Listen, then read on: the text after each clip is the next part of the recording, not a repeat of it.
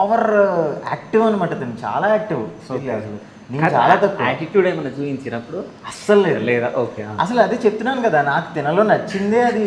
Okay. అక్కడ office boy Raghu అని ఉండేవాడు. రఘు మా మిగతా వాళ్ళందరితో బాగా మాట్లాడేది, వాళ్ళతో మాట్లాడినట్టే నాతోనే మాట్లాడేది. సో మనం ఎందుకు కెలకడం అవసరమా ఈ టైప్లో ఉండేవాడు నేను. సో అలా మాట్లాడా. అవునా, ఓకే, మరి ఏంటి 2 రోజులైంది చెప్పలేదు, ఏంటి ఇంతే ఉంటావా సైలెంట్ నువ్వు, ఆ టైప్లో మాట్లాడింది. గలగల మాట్లాడుతూనే ఉంటుంది ఎప్పుడు. సో అలా స్టార్ట్ అయిందనమాట. ఓకే. అలా స్టార్ట్ అయ్యి ఆల్మోస్ట్ ఒక 2 years వరకు ఫ్రెండ్స్గానే ఉన్నాము. అంటే ఫస్ట్ నాకైతే ఉంది, అలా ఫ్రెండ్స్గా ఉండి తర్వాత ఇంట్లో చెప్పి ఎలాంటి కాంట్రవర్సీస్ కానీ ఏది లేకుండా 2 daysలో ఎంగేజ్మెంట్ అన్నప్పటికి కూడా సెటిల్ ఎవరికి తెలీదు.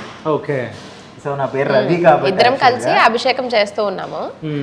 ఆయన ప్రొడ్యూసర్ అన్న తాండవన్నకు మాత్రమే తెలుసు. సో మా డైరెక్టర్ సార్ వీళ్ళు అందరూ కూడా చాలా కొంచెం షాక్ అయ్యారు అనమాట.